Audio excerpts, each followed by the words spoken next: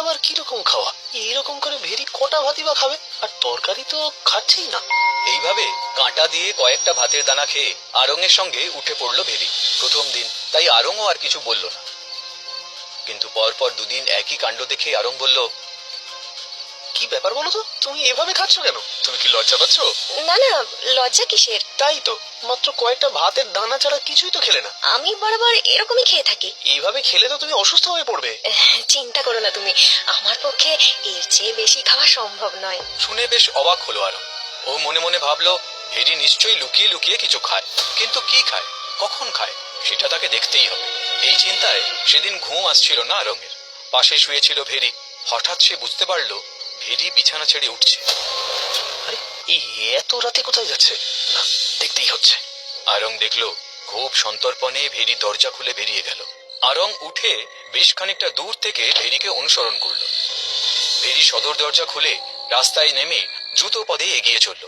এত রাতে একা একা চললো কোথায়? অনেকটা রাস্তা গিয়ে ভেরি একটা গোরস্থানে পৌঁছলো, যেখানে গবাদি পশু কবর দেওয়া হয়। আর তারপরে যা দেখলো তা আরো ভয়ঙ্কর। গোরস্থান খুঁড়ে একটা পশুর মৃতদেহ তুলে দাঁত দিয়ে টেনে টেনে খেতে শুরু করলো ভেরি।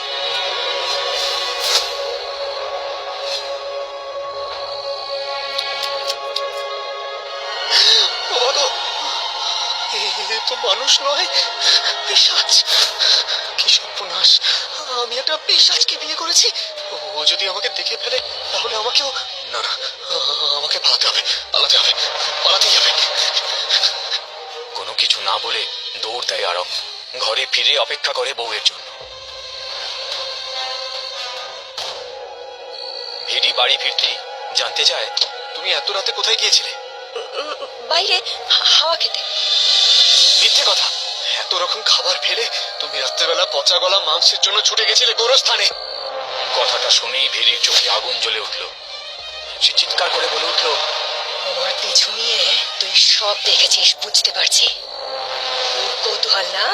খুব কৌতূহল তোর, এবার তার ফল ভোগ কর।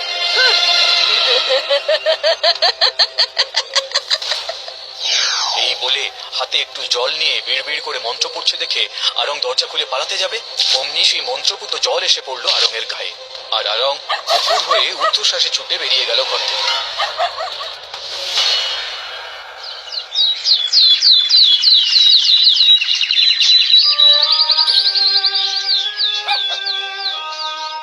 হায় হায় হায় হায়, এই ছিল অদৃষ্টে!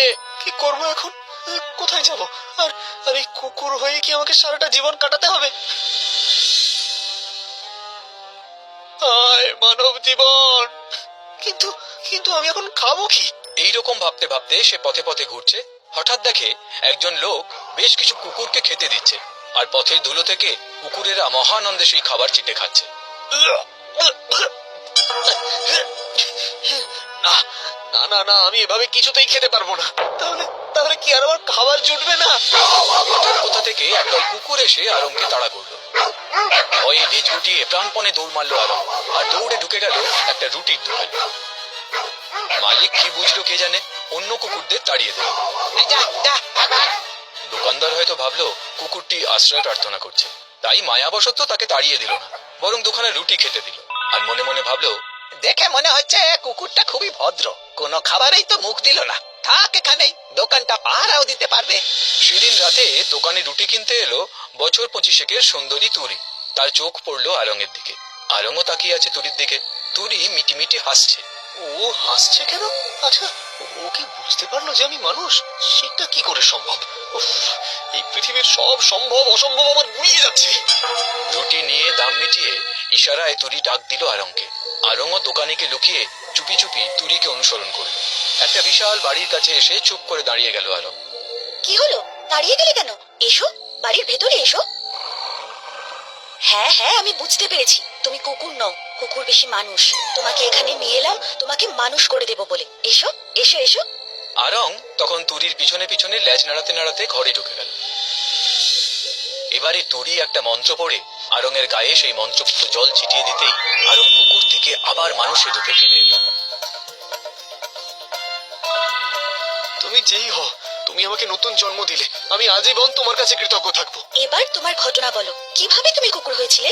আরং ভেরি সমস্ত ঘটনা তুরিকে আগাগোড়া বলল। শুনে তুরি বলল, ভেরিকে আমি জানি, আমরা দুজনেই জাদুকরি। আমার চেয়ে ভেরির ক্ষমতা অনেক কম, সেজন্য ভেরিকে বড় ভয় করে। জাদুবিদ্যা ছাড়া আমরা দুজনেই প্রেতবিদ্যা জানি। আমি সৎভাবে সাধারণ গৃহস্থ জীবন যাপন করছি, কিন্তু ভেরি প্রেতেদের সাথে মিশতে শুরু করে এবং মৃতদেহ ভক্ষণে অভ্যস্ত হয়ে পড়ে। যাই হোক, এই নাও, এই মন্ত্রপুত জল ওর গায়ে ছিটিয়ে দেবে, তাহলেও একটা ঘোড়া হয়ে যাবে। আর শোনো, এই জল কিন্তু সঙ্গে সঙ্গে ফেলে দেবে, তাহলে ও আর মানুষ রূপে ফিরে আসতে পারবে না। তবে হ্যাঁ, ভেরির বাবাও একজন জাদুকর, সে মেয়ের অবস্থা জানতে পারলে তোমার অনিষ্ট করার চেষ্টা করবে। সর্বনাশ, তাহলে কি হবে? চিন্তা করো না, তার গতিবিধির উপর আমার নজর থাকবে। কিন্তু ভেরির বাবা তো থাকে ভিন দেশে, তার গতিবিধির উপর তুমি নজর রাখবে কি করে? আমাদের পক্ষে সবই সম্ভব, সাবধানে থেকো। আরং সেই মন্ত্রপুত জল নিয়ে বাড়ির দিকে যাত্রা শুরু করল। বাড়ি পৌঁছতেই তাকে দেখে ভেরি ভীষণ ভয় পেয়ে গেল। কি তুমি তুমি মানুষ হলে কি করে? জাদু কি শুধু তুমিই জানো? তোমার হাতে ওটা কিসের জল? ফেলে দাও, ফেলে দাও বলছি, ফেলে দাও ওটা। এরপর ভেরি আরং এর দিকে তেড়ে আসতেই আরং খানিকটা জল ভেরির গায়ে ছিটিয়ে দিল, আর সঙ্গে সঙ্গে ভেরি একটা সাদা ঘোড়ায় পরিণত হলো। সঙ্গে সঙ্গে সেই মন্ত্রপুত জল আরং ফেলে দিল মাটিতে।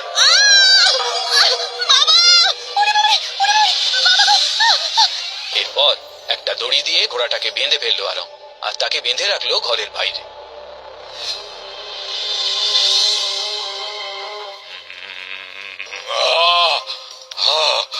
ভেরি, আমার মেয়ে, কাঁদিস না, কাঁদিস না। কার এত বড় সাহস যে তোকে ঘোড়া বানিয়ে দিয়েছে? তুরি, তোকে আমি শেষ করে দেবো তুরি। কিন্তু না, তার আগে আমার জামাই আরং। কাঁদিস না মা, কাঁদিস না, আমি আসছি। চিন্তা করিস না মা, তোকে আমি আবার আগের রূপে ফিরিয়ে আনবই। তার আগে তোর স্বামীকে গোপনে শেষ করতে হবে, তারপর তুরির শক্তি ক্ষয় করতে হবে, নইলে সারা জীবন তুই এই রূপেই থেকে যাবি মা। কাঁদিস না মা, আমি আসছি মা, আসছি।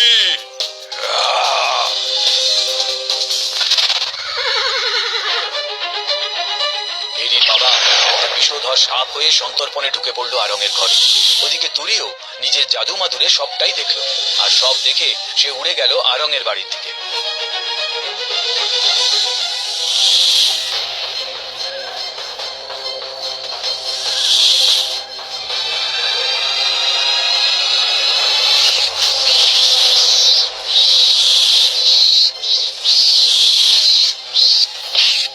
ভেরির আত্মচিৎকারে ঘুম ভেঙে যায় আরঙের। বিছানার পাশে নেউলকে দেখে ভয়ে ধর্মর করে উঠে বসে আরং।